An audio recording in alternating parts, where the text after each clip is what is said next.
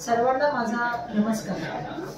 मी आपल्या सगळ्यांना सांगू इच्छिते की कन्याकुमारीपासून काश्मीरपर्यंत 4000 किलोमीटरची भारत जोडो ही यात्रा पूर्ण झाल्यानंतर सर्वांना प्रेम देण्याचं, सर्वांना त्या ठिकाणी जोडण्याचं काम आदरणीय नेते राहुल गांधीजींच्या माध्यमातून झालं। आता मणिपूरपासून ते मुंबईपर्यंत जवळपास 7700 किलोमीटर एवढं अंतर कापून ही यात्रा मुंबईला येईल।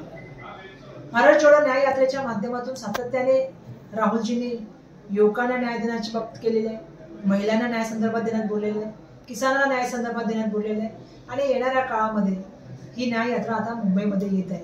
त्यामुळे मुंबईकरांच्या न्यायाच्या हक्कासाठी सुद्धा ही यात्रा आतमध्ये राहुल गांधीजी बोलणार आहे।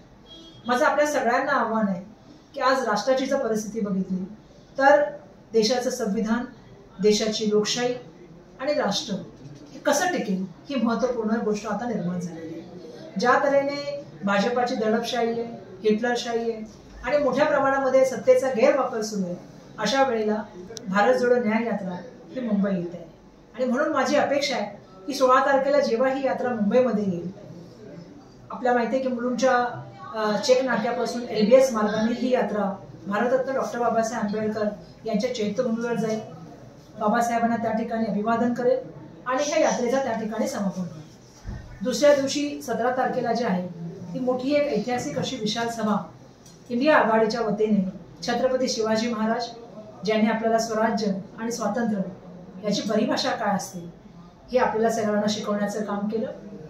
छत्रपती शिवाजी महाराजांना मानाचा मुजरा करून आणि अभिवादन करून ही इंडिया अलायन्सची जाहीर सभा, ऐतिहासिक सभा मोठ्या प्रमाणात होणार आहे। त्यामुळे मी आपल्या सगळ्यांना आवाहन करते की आपण या सभेत यावं, सभेत येऊन एकजुटीचं, एक दिलाचं आणि भारताचं जे आपल्या सगळ्यांचं स्वप्न एकत्र राहण्याचं अखंड ते पूर्ण करण्यासाठी सर्वांनी त्यामध्ये सहभागी व्हावं हे आवाहन करण्यासाठी आज मी आपल्या सगळ्यांशी संवाद करत आहे। मी एवढंच या ठिकाणी सांगते की आपण सगळ्यांनी 17 तारखेला यावं आणि भारत जोडो न्याय यात्रेच्या माध्यमातून मुंबईकरांचा आवाज, महाराष्ट्राचा आवाज जो ह्या सीमापलीकडे नेऊन दिल्लीमध्ये सत्तांतर करणारा आवाज आहे तो घेऊन जावा।